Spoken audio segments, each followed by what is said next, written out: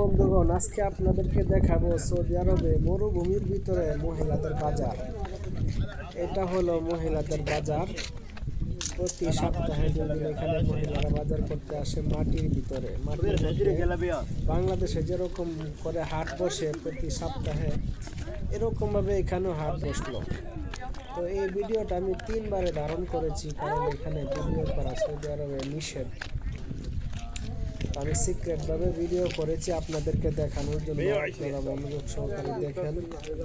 আসলে ইসলামে তো মহিলারা সব কিছু করতে পারবে, নিষেধ নেই, তবে শর্ত হলো পর্দা করে করতে হবে। এখানে দেখেন ম্যাক্সিমামই মহিলা, প্রায় 90% মহিলারা নিজেদের জন্য বিভিন্ন জিনিসপত্র কিনতে আসছে। তাতে কোনো সমস্যা নেই, কাউকে ডিস্টার্ব করতেছে না। তারা স্বাধীনভাবে এখানে সব কিছু করতেছে পর্দা সহকারে। তো বাংলাদেশে যদি এরকমভাবে করা হয় তাহলে কোনো সমস্যা হবে না।